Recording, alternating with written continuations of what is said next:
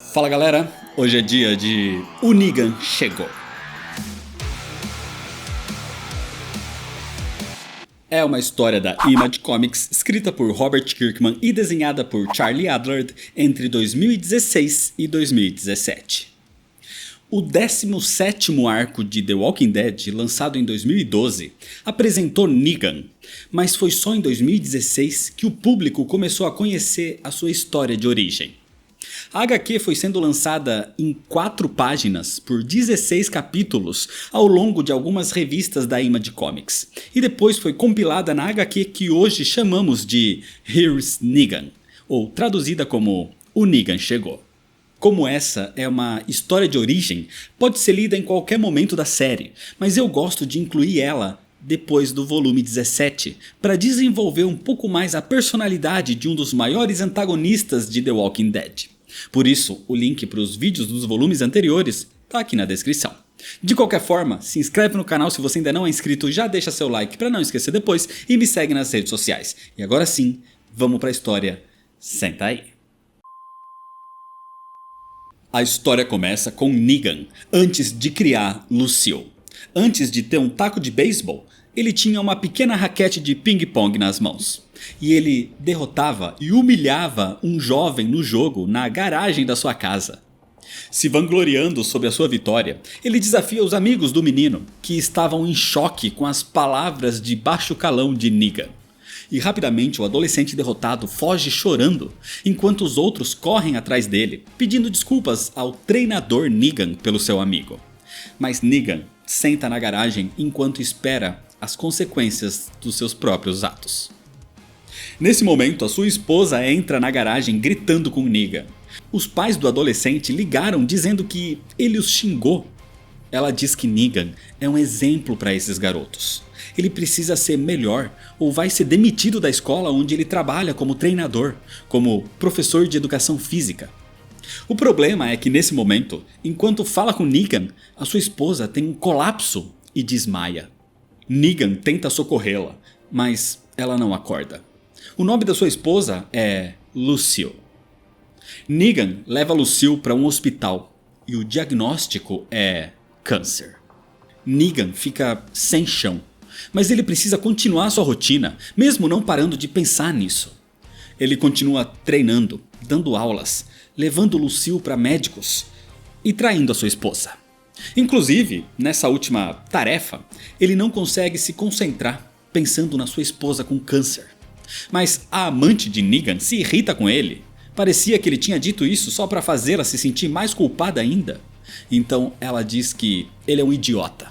E só disso ser um relacionamento extraconjugal, ela já deveria saber que ele é mesmo um idiota. Mais tarde, Negan chega em casa e revela para Lucille que terminou seu caso extraconjugal. Ela até fica brava por Negan ter precisado de algo assim, tipo um câncer, para ele parar com esse tipo de atitude. Independente disso, Negan realmente se mostrou redimido. Apesar da sua personalidade bruta e cheio de palavrões, ele realmente tentou de tudo para dar apoio a Lucille. Mas com o passar do tempo, ela piorou e passou a viver numa cama de hospital, com Negan sempre ao seu lado, confessando o amor e os arrependimentos. Até que em certo dia, um médico aparece no quarto, gritando que o hospital estava sendo evacuado, a área não era segura e Negan deveria acompanhá-lo para se salvar. Mas ele se recusa, e nesse momento, Negan olha pela janela e vê o caos. Um carro queimando, médicos correndo e mortos-vivos os caçando. Era o começo do apocalipse. Ele percebe que tem algo de errado com as pessoas nas ruas e tenta bloquear a porta do quarto de Lucille. Então Negan vê a sua esposa dormindo e pensa que é melhor assim. Quando ela acordar, tudo vai estar de volta ao normal. Mas Lucille não acorda mais. Lucille morreu naquele momento. Então Negan chora a abraçando. Do lado de fora, a situação era cada vez pior. Cada vez que ele olhava, o número de mortos-vivos era maior, com cada vez mais corpos reanimados. O problema é que o corpo de Lucille também é. Lucille tinha se tornado numa caminhante. Ela até cai da maca, quebrando o nariz na queda, e Negan se preocupa, achando que ela estava viva. Mas ela continuava avançando, tentando devorá-lo. Ela não o reconhecia, ela só grunhia. Então, entendendo que aquela não era mais a sua esposa, Negan dá um beijo na sua testa e a deixa para trás. Negan sai do quarto e encontra um garoto de 13 anos no saguão do hospital sendo atacado por 2 mortos-vivos. E Negan consegue salvá-lo puxando os 2 caminhantes e os espancando com um extintor. Esmagando as suas cabeças, Negan fica completamente em choque ao perceber que ele matou 2 pessoas. Ele se sente como um assassino. Mas o garoto agradece e diz que ele não pode matar alguém que já está morto. Ele não era um assassino. De qualquer forma, Negan diz que tem uma dessas num dos quartos no fim daquele corredor. E pede pro garoto acabar com ela. Acabar com Lucille. Assim, quando ele volta, o garoto pergunta se era sua esposa. Porque foi o mesmo que aconteceu com a mãe dele. De qualquer forma, exausto com tudo isso, Negan e o garoto deixam o hospital. O nome do garoto é Jeremy e ele diz que precisa chegar até em casa. Mas Negan o para, dizendo que ele pode lhe dar uma carona ou acompanhá-lo. Negan realmente estava preocupado com ele. Assim, eles se dirigem até o estacionamento do hospital e vão conversando, onde Jeremy percebe o comportamento grosseiro de Negan e pergunta se ele estava bem. Mas Negan não estava. Ao chegar no estacionamento, Negan começa a dar conselhos de vida ao garoto, dizendo como perder a virgindade. O garoto acha até engraçado o jeito bruto que Negan fala. O problema é que isso os distrai, e eles não percebem um morto-vivo que pula na direção de Jeremy e simplesmente o devora, sem nada que Negan pudesse fazer. Sozinho então, os dias passam. Negan dirige até a sua casa, onde pega algumas coisas e depois começa a vagar sozinho, roubando gasolina de carros abandonados. Mas num deles, um grupo de 4 homens aparece dizendo que aquela gasolina era deles. Mas mesmo sozinho, Negan não abaixa a cabeça e os confronta, dizendo que aquilo era dele agora. Um dos homens, o líder do grupo, chamado Paul, segurava um taco de beisebol. E Negan percebe, dizendo que aquele era um bom taco. Então ele se oferece para ajudar esse grupo, já que eles eram jovens aparentemente e não sabiam nem como fazer um carro andar com uma ligação direta. Assim, mais dias se passam, com Negan realmente fazendo parte do grupo, se vangloriando até de matar caminhantes de forma brutal agora, descobrindo lugares também com camas para dormir. Mas Negan mente sobre o seu passado, dizendo que não perdeu ninguém no apocalipse. De qualquer forma, durante uma noite, eles são atacados por um grande grupo de caminhantes e Negan acaba cercado, mas depois de matar um com um rifle e jogar o outro na fogueira, ele se vira para o grupo para repreendê-los por não ter avisado sobre os caminhantes que o cercavam. Mas ao fazer isso, ele vê todos os seus companheiros mortos. Sem ter o que fazer, ele pega o bastão de beisebol de Paul e mata o resto dos caminhantes. Assim, quando termina, Negan joga o taco e se vira para sair dali. Mas ele volta. Ele gostou de matar aquelas criaturas com aquele bastão. E assim, mesmo ensanguentado, Negan coloca o taco de beisebol na sua mochila. Negan passa a vagar sozinho por mais um tempo, se aperfeiçoando em matar caminhantes com taco de beisebol. E enquanto lavava o bastão num rio, ele é abordado por um casal que precisava de proteção. Assim, eles passam a andar juntos. Mas em pouco tempo, o casal é devorado por caminhantes. Dias depois, uma mulher que perdeu seu marido se junta a Negan, mas logo ela também não sobrevive. Mais tempo se passa e Negan estava agora com 2 irmãos, que lembram dos gritos dos pais sendo devorados. Os mesmos gritos deles quando os irmãos são atacados por caminhantes dentro de um supermercado. Negan fica extremamente irritado com a garota, gritando com ela, dizendo que está cansado de pessoas fracas, que o tempo todo surgem para ele e acabam do mesmo jeito, mortos. Desse jeito, Negan passa os próximos dias sozinho na mata, caçando a sua comida, até que de repente um homem o encontra porque ele estava no rastro da mesma caça. O seu nome é Dwight, e ele tinha uma besta como arma. E impressionado com aquela arma inusitada que usa flechas e é silenciosa contra caminhantes, Negan divide metade do seu coelho com Dwight. Acontece que Dwight estava com um grupo maior. Eles tinham um acampamento perto dali. E ele leva e tenta apresentar Negan. Ele tenta porque Negan diz pra nem se incomodar, dizendo que se eles se mantiverem vivos por mais alguns dias, aí sim ele aprenderia os seus nomes. Uma mulher do grupo diz sarcasticamente que Negan parece bem agradável e aconselha Dwight a passar um pouco mais de tempo com os estranhos antes de levá-los ao acampamento. Então Dwight diz que Negan parecia solitário e quis ajudar.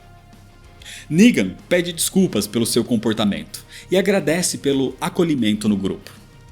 A mulher, chamada Sherry, diz que não tem problema. Todos eles já viram pessoas o suficiente morrendo e que nem se lembram dos nomes. Sherry, inclusive, era esposa de Dwight. O tempo passa e eles continuavam vivos. O inverno chega e o grupo encontra um hotel abandonado. E Negan diz que seria útil para ajudá-los a aguentar durante o período frio. Mas para isso eles precisam acabar com um grande grupo de caminhantes para liberar o local. E Negan orienta o ataque e vai dando comandos para todos, que agora já sabe o nome, como Sherry, Angela, Martin, Sandra, John, Tara e Dwight. E golpeando mortos-vivos, ele exclama que podem vencer se todos trabalharem juntos. E que ninguém tem que morrer naquele dia. O grupo de mortos-vivos era muito grande, então os sobreviventes correm para fugir do hotel. Mas Negan fica para trás, e sozinho ele destrói um grande número de caminhantes, que ele quase mal escapa, mas ele consegue acabar com praticamente todos sozinho. Negan realmente era brutal em combate. Assim, depois de se livrar das criaturas, Tara pergunta se eles devem limpar o lugar e ficar por ali mesmo, mas Negan diz que não, eles vão encontrar um lugar melhor. E diz para segui-lo. Mas Dwight começa a ficar preocupado em como Negan, aos poucos, vai se tornando o líder do grupo. Negan acha que o hotel é muito aberto e poderia atrair mais mortos-vivos, mas Dwight não concorda com essa decisão. Então naquela noite, Dwight e Sherry discutem. Ele sente que a sua posição como líder do grupo foi usurpada por Negan. Mas Sherry argumenta que não existe um líder. O importante é todos estarem seguros, independente para onde vão. Independente de quem indica o caminho. O tempo passa e nenhum lugar seguro é encontrado ainda. E à medida que o clima fica mais frio, Negan leva os sobreviventes para saquear uma grande loja de roupas. Ele diz para priorizarem roupas quentes e não o estilo, a não ser que consigam combinar as duas coisas. E Negan diz isso enquanto olha para uma jaqueta de couro preta. Fora da loja, Dwight pergunta para Negan o que ele fazia antes do surto. E Negan conta que era professor de educação física. Ele gritava com crianças gordinhas, mas diz que era pro seu bem. E comenta como ele vem gostando desse grupo agora, e sente que eles são como eram os seus alunos no passado. Só que a conversa é interrompida quando Negan percebe que eles não são os únicos que foram às compras naquele dia, porque aparece um outro grupo na frente deles. E Negan os cumprimenta, dizendo que são bem-vindos. Tem recursos para todos eles naquele lugar. Mas o líder do outro grupo não era tão amigável e simplesmente aponta uma arma para Negan. Negan diz que eles devem conversar, já que não estão mortos. Mas o homem pergunta como podem saber se devem confiar nele. Assim, a personalidade alegre de Negan cai rapidamente e ele afirma que os recebeu de braços abertos e com um sorriso no rosto. E o seu povo também tem armas, mas eles não apontam para os vivos. Naquela noite, os dois grupos se reúnem em volta de uma fogueira. E Negan percebe que uma mulher do outro grupo ficou sem blusa e ele oferece a sua jaqueta para ela. Então nesse momento o líder do outro grupo diz que se Negan quiser ele pode experimentar a mercadoria, já que é um mundo completamente novo e agora vale tudo. Isso deixa Negan extremamente irritado. Negan diz que ele sabe como é ter amado alguém e que as pessoas deveriam se amar mais agora que dependem umas das outras. E se alguém está disposto a violentar uma mulher nesse mundo, então essa pessoa está mais perto de ser um dos caminhantes do que dos vivos. E ele odeia os caminhantes. Só que isso também irrita o homem, que avança para cima de Negan, o empurrando numa cerca de arame farpado. Assim, Negan pega o seu taco e parte para cima dele, o matando brutalmente, esmagando a sua cabeça. Esse foi o primeiro ser humano vivo que Negan matou. Os outros ficam olhando aquilo assustados, e Negan diz que se deixou levar um pouco, mas que se os outros estão assustados, isso quer dizer que eles têm medo de morrer. E pegando a sua jaqueta de volta, ele diz que realmente eles deveriam ter medo. Nesse momento então, Negan pega o arame farpado daquela cerca, e assim ele começa a envolver o seu taco de beisebol. Ele até mesmo se questiona e se assusta com as suas próprias ações, mas ele respira e volta para o grupo com um novo bastão, dizendo que se todos estão com medo pelas suas ações, então era hora deles conhecerem Lucille. Negan começa a explicar o quanto a sua esposa, Lucille, o amava e o quão desprezível ele era. Ele não a merecia e só percebeu isso quando ela morreu. Quando ela se foi, no início do surto, Negan se viu cercado por mortos e por chamados sobreviventes, mas eram todos fracos e assustados, e por isso acabaram mortos. E com isso, ele percebeu que não sentia nada por essas pessoas. Ele não se sentiu assustado, nem triste.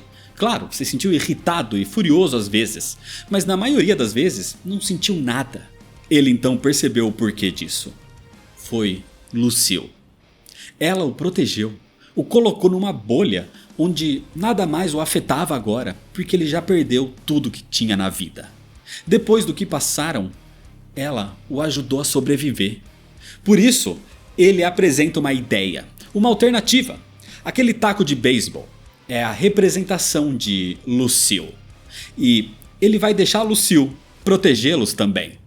Negan promete que, se estiverem com ele, qualquer um que tente entrar no seu caminho vai acabar como o líder recentemente assassinado do novo grupo.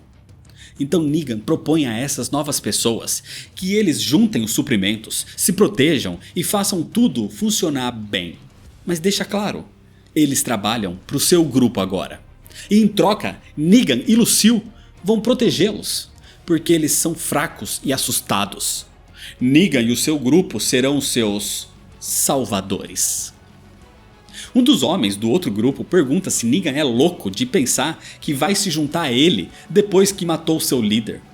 E Negan afirma que ele pode não estar acostumado a receber ordens, mas as coisas são diferentes agora, porque agora o Negan chegou. E é desse jeito que termina a história. O Negan Chegou é um ótimo quadrinho, que aborda os primeiros dias do surto zumbi e dá uma perspectiva na visão de Negan. A HQ desenvolve mais o personagem e como ele realmente se transformou de um homem comum para o vilão que a gente conhece hoje em dia. E como realmente ele não era um super vilão nem nada do tipo, era realmente uma pessoa qualquer. Qualquer um que você conhece no dia a dia que foi transformado pelas circunstâncias.